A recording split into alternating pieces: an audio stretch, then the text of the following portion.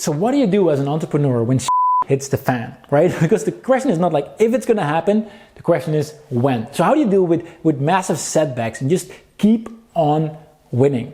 My name is Wilco Kreij. I've been an entrepreneur for, wow, a long time already. Like I started when I was 16, and right now I'm 33. I run a couple of different businesses amongst UpViral and Connectio. I've got a team of over 35. And as we've been growing this business, I can tell you there's been a lot of setbacks, and it just keeps happening. Like the bigger your company gets, the bigger your problem gets. So it's so easy to, and I've been there as well, to just get a setback and just, start crying in a little corner, right? I've had my business went back to zero literally multiple times over. I went from like doing really well to literally overnight, shit hits the fan, back to zero. Not something I could just fix and like a couple of days later we were back. No, it took me years to recover, right? Unfortunately right now, like we have a lot of different safety nets, could never happen, like could still happen. Like every business is, like we've seen what happened in the world right now. A lot of unexpected things can happen. So what do you do to make sure in your mind you keep winning instead of, going under pressure with all these setbacks?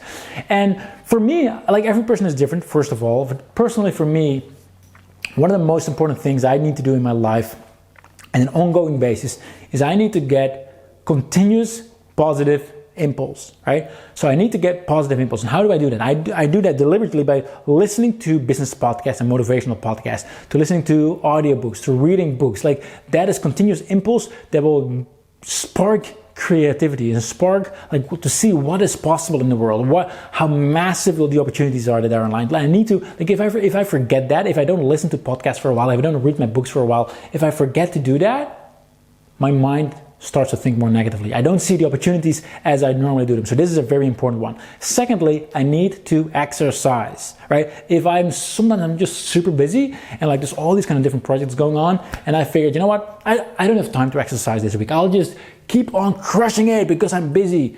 Every single time I do that, I get punished for it because it just doesn't work. I need to exercise to keep my mind healthy, to keep my mind optimized. And third, last but not least, like one of the things I learned earlier on is like when you're grateful, you cannot be worried, right? If you're really grateful for what you have and what you do, you really cannot be worried. So because of that, every morning I write what they call it the 5-minute journal, I believe. I write down every morning the 3 things I'm most grateful for.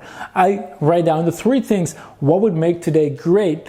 And I write my daily affirmation, like I am, for example, a successful entrepreneur, I am a great dad, whatever it is that you feel you are, and just write it down, makes it more real. Every day I write that, every day, every weekday. During the weekends I'm off. And then in the evening I write down 3 amazing things that happened today, and how could I have made today better. And just by doing that, by making myself grateful, it really releases the stress, right? Sometimes there's something happening and I feel like, oh, it's the worst thing in the world. But then I write down what I'm actually grateful for, and I realize, wow, I'm actually, like I've got an awesome team, right? And I've got a healthy daughter, and like my wife's, like, and I've got all these things to be grateful for. So all of a sudden, that problem that I thought was so huge, all of a sudden isn't that important anymore, right? So that's really my advice. So keep getting positive impulse, like whatever that is for you, whether it's listening to books, talking to mastermind buddies, whatever it is.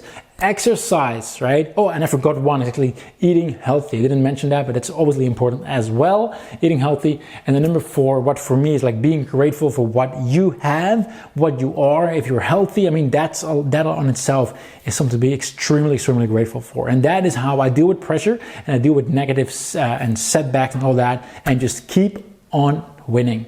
All right, so hopefully that helps, and I'll talk to you soon.